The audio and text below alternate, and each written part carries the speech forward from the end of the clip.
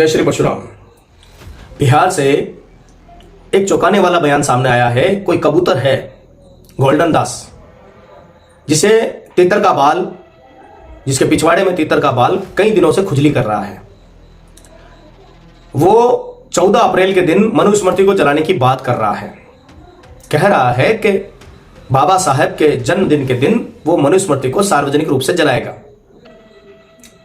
मैं ये पूछना चाहता हूं कि अभिव्यक्ति की आजादी इन लोगों को थोक में मिली है, जो ये जब चाहे तब हिंदू धार्मिक ग्रंथों को जला देते हैं, उनका अपमान करते हैं।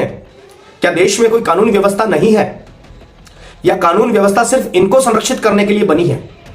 हिंदू धर्म के लिए, हिंदू धार्मिक ग्रंथों के लिए, हिंदू भावनाओं के लिए क्या देश में कोई कानून व्यवस्था है ही नहीं?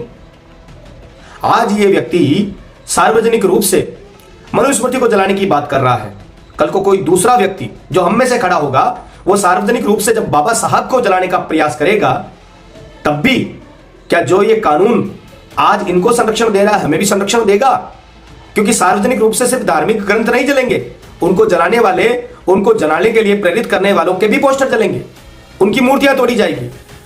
तो क्या देश में जो गृह युद्ध की स्थिति उत्पन्न होगी, वो सरकार सहन कर लेगी? आप क्यों इस व्यक्ति को बार बार उकसावे वाले बयान देने के लिए खुला छोड़ रखे हैं? इसने पहले भी एक बयान दिया, उसके बावजूद इसके ऊपर कोई कार्रवाई नहीं हुई, और अब भी ये खुलेआम हिंदू धार्मिक ग्रंथों का अपमान करने का प्रयास कर रहा है और हिंदू भावनाओं को भड़काने का प्रयास कर रहा है।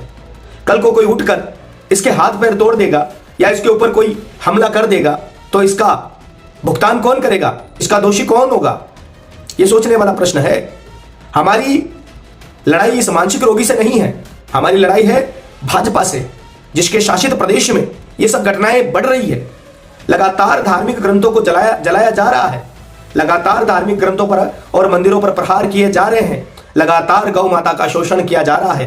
लेकिन तथाकथित हिंदू हृदय सम्राट भाजपा सरकार मौन है। क्यों मौन है?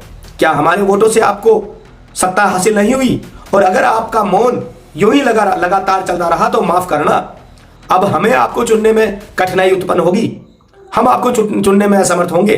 अगर समय रहते इस गोल्डन दास का इलाज नहीं किया गया, तो एक जो रोष हिंदू धर्म में उत्पन्न हुआ है, वो रोष भड़केगा, और हमसे अगर कोई दुष्कर्म, कोई कुकृत्य हो गया, तो उसका जिम्मेदार भी शासन प्रशासन होगा। ये चेतावनी नहीं है, ये निवेदन है, और आहत भावनाओं से उत्पन्न क्रोध है।